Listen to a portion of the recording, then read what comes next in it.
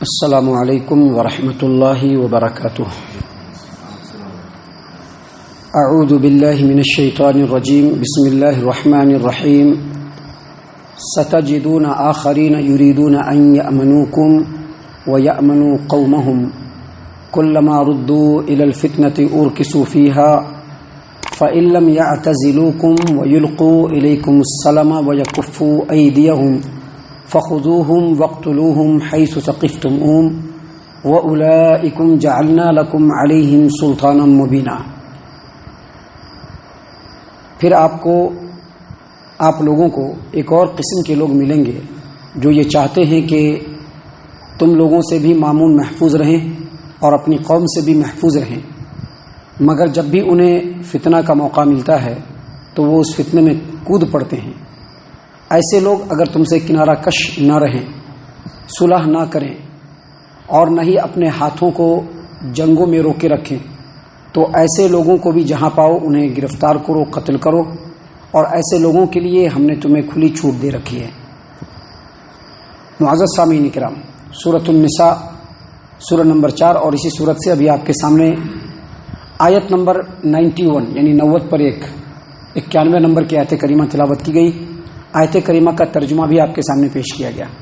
اللہ تبارک و تعالیٰ نے آیت کریمہ میں فرمایا کہ ستجدون آخرین یریدون ان یأمنوکم ویأمنوا قومہم، پھر تم لوگوں کو ایک اور قسم کے لوگ ملیں گے، یعنی اس سے پہلے 2 طرح کے لوگوں کا ذکر ہوا جس کے بارے میں کل آپ کے سامنے بات پیش کی گئی کہ بعض منافقین ایسے ہوتے تھے جو مدینہ کے اطراف میں رہتے تھے، اور وہ لوگ مسلمانوں سے بھی خیر خواہی کرتے تھے اور کفار و مشرکین کے ساتھ مل کر کے مسلمانوں کے خلاف سازش بھی کرتے تھے اور لڑائی میں شریک بھی ہوتے تھے۔ تو ایسے لوگوں کے بارے میں اللہ تبارک و تعالیٰ نے کلیئر کہا کہ جب بھی وہ سامنے آئے ان کو قتل کرو۔ ایک دوسرے قسم کے منافقین ایسے تھے جو مسلمانوں کے سامنے بھی ایمان کا اظہار کرتے تھے اور کفار و مشرکین کے سامنے بھی ان کے منہ میں منہ ملا کر کے بات کرتے تھے، یعنی نیوٹرل قسم کے لوگ، لیکن وہ فتنہ نہیں کرتے تھے۔ مسلمانوں سے لڑنا بھی ان کو پسند نہیں تھا اور مسلمانوں کے ساتھ مل کر کے اپنے قوم سے لڑنا بھی ان کو پسند نہیں تھا۔ ایسے لوگوں کے بارے میں اللہ تبارک و تعالیٰ نے واضح طور پر کنڈیشن لگا دیا کہ اگر وہ الگ تھلگ رہیں تو ان سے تعرض کرنے کی ضرورت نہیں ہے۔ ایک تیسرے قسم کے منافقین جو ذرا بدترین قسم کے منافقین ہیں، ان کا ذکر اللہ تبارک و تعالیٰ نے کیا۔ اللہ تبارک و تعالیٰ نے کہا کہ پھر آپ لوگوں کو ایک اور قسم کے لوگ ملیں گے جن کی نیت یہ رہے گی کہ وہ آپ لوگوں سے بھی محفوظ رہیں، یعنی جب مسلمانوں کے پاس آئیں، نبی اکرم صلی اللہ علیہ وسلم کے پاس آتے، صحابہ کرام کے پاس آتے تو کیا کہتے؟ ہم لوگ ایمان لے آئے، ہم لوگ مسلمان ہیں۔ لیکن جب یہی لوگ کفار و مشرکین کے پاس جاتے تو کہتے کہ ہم آپ کے ساتھ ہیں۔ بظاہر وہی لوگ دکھ رہے ہیں لیکن ان کی نیت ذرا الگ ہوتی ہے۔ ان کی نیت کیا ہوتی ہے اور ان کی نیت اس زمانے میں بھی کیا ہوتی تھی کہ جب مسلمانوں کے پاس آتے تھے تو کہتے تھے کہ ہم مسلمان ہیں، اور جب کفار و مشرکین کے پاس جاتے تھے تو کیا کہتے تھے کہ ہم لوگ تمہارے ساتھ ہیں۔ یعنی جیسا وہ لوگ عبادت کرتے، جیسا وہ لوگ عقیدہ رکھتے، وہی شرکیہ عقیدہ اپنے کا بھی اسی شرکیہ عقیدے کا اظہار بھی کرتے تھے اور انہی کے طریقے سے عبادت بھی کرتے تھے، جیسا کہ اللہ تعالیٰ نے قرآن کریم کے اندر سورہ بقرہ کے اندر فرمایا کہ وَإِذَا خَلَوْا إِلَىٰ شَيَاطِينِهِمْ قَالُوا إِنَّا مَعَكُمْ۔ یہ منافقین جب کفار و مشرکین سے ملتے ہیں تو کہتے ہیں کہ ہم تمہارے ساتھ ہیں، یعنی جیسی عبادت تم کرتے ہو ویسی عبادت ہم بھی کرتے ہیں، جیسا عقیدہ تمہارا ہے ویسا ہی عقیدہ ہمارا ہے، ہم تو مسلمانوں کے ساتھ مذاق کر رہے ہیں۔ یہ اس قسم کے منافقین ہیں۔ ان کا انٹینشن کیا ہوتا ہے، ان کی نیت کیا ہوتی ہے، ان کی سوچ کیا ہوتی ہے؟ ان کی سوچ کو اللہ تبارک و تعالیٰ نے آگے بتلایا کہ کلما ردوا الی الفتنۃ ارکسوا فیہا، جب بھی ان کو فتنہ کا موقع ملے گا فتنے میں کود پڑیں گے، مسلمانوں کے خلاف سازش کرنے لگیں گے، اکسانے لگیں گے لوگوں کو، اور موقع ملتے ہی کفار و مشرکین کے ساتھ مل کر کے مسلمانوں سے جنگ بھی کریں گے۔ ایسے منافقین ہیں یہ۔ ایسے منافقین نبی صلی اللہ علیہ وسلم کے زمانے میں بھی پائے جاتے تھے اور ایسے منافقین آج بھی پائے جاتے ہیں، لیکن ابھی کھل کر کے ظاہر نہیں ہے، لیکن ایک وقت آئے گا کہ ایسے منافقین کھل کر کے ظاہر ہوں گے، کفار و مشرکین کے ساتھ مل کر کے مسلمانوں سے جنگ کریں گے۔ اللہ تبارک و تعالیٰ نے ایسے منافقین کے بارے میں کہا کہ فَإِن لَّمْ يَعْتَزِلُوكُمْ، یعنی ان سے بھی لڑنے کا کنڈیشن ہے۔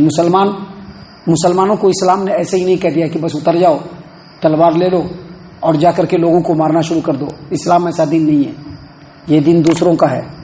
اور کن لوگوں کا دین ہے لوگ دیکھ بھی رہے ہیں کہ جن لوگوں کے سامنے کوئی قانون نہیں ہے، جن لوگوں کے سامنے کوئی انسانیت نہیں ہے، جب بھی موقع ملتا ہے غیروں کے اوپر حملہ کر دیتے ہیں۔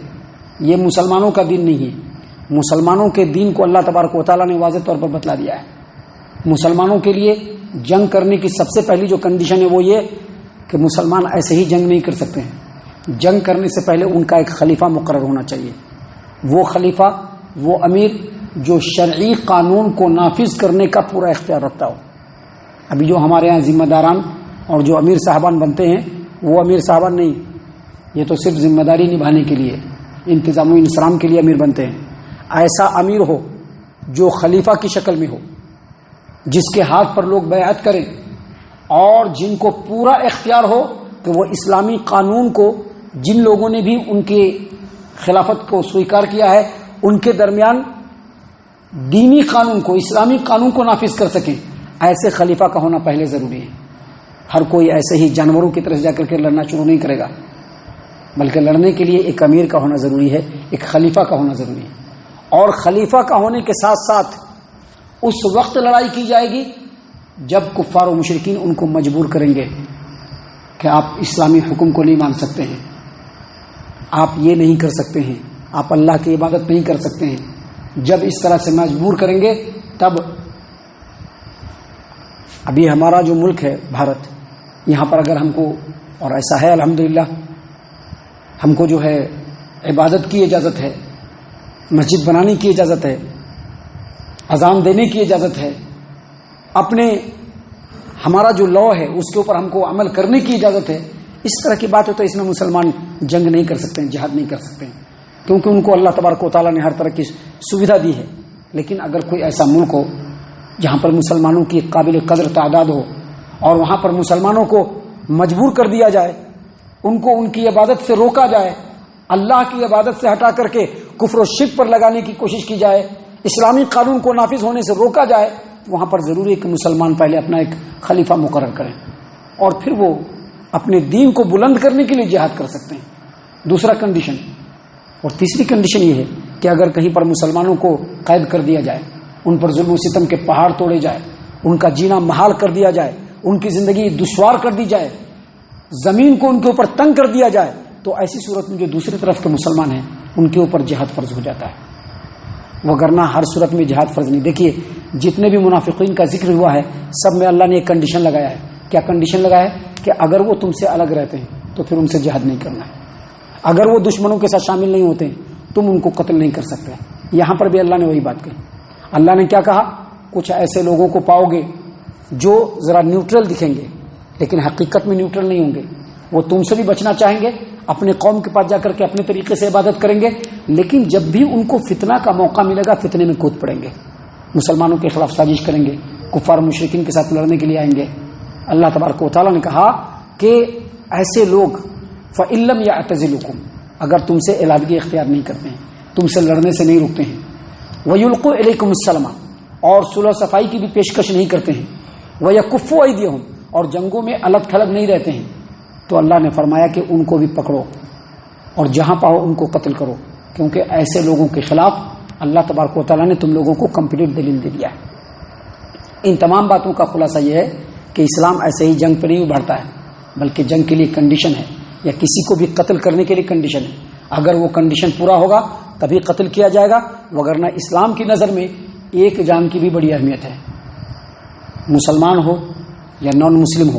اللہ تبارک و تعالیٰ نے کہا کہ اگر کسی نے ایک جان کو بچا لیا اس نے پورے انسانیت کو بچا لیا، ایک انسان کو اگر کسی نے بچا لیا اس نے پوری انسانیت کو بچا لیا۔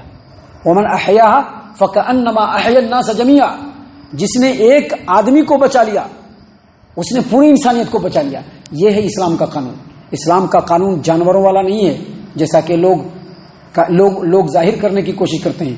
اسلام ظلم و ستم کی دعوت نہیں دیتا ہے، بلکہ اسلام سے زیادہ کوئی بھی امن پسند نہیں ہے، اسلام سے زیادہ کوئی قانون پرامن نہیں ہے۔ سب سے پرامن قانون اللہ تبارک و تعالیٰ نے اسلام کے قانون کو ہی بنایا ہے جو قرآن کریم میں ہے، اور نبی صلی اللہ علیہ وسلم کی تعلیمات میں۔ اللہ تعالیٰ سے دعا ہے کہ اللہ تبارک و تعالیٰ ہم تمام کو ان تمام باتوں کے اوپر خوب غور و فکر اور تدبر کرنے کے ساتھ ساتھ ان باتوں کے اوپر عمل کرنے کی بھی توفیق عنایت فرمائے، آمین۔ اللہ تعالیٰ ہم تمام کو صحیح معنوں میں پکا سچا مومن مسلمان بنائے، اللہ اور اس کے رسول صلی اللہ علیہ وسلم کی اطاعت و فرما برداری کرنے والا بنائے، صحابہ کرام رضی اللہ عنہم کے طریقے پر چلنے والا بنائے، جنت الفردوس میں جگہ عطا فرمائے۔ اے اللہ ہم تمام کو جہنم سے پناہ دے، اے رب العالمین ہم تمام کو جہنم سے پناہ دے، اے مالک الملک ہم تمام کو جہنم سے پناہ دے، آمین یا رب العالمین۔ وما علینا الا البلاغ المبین۔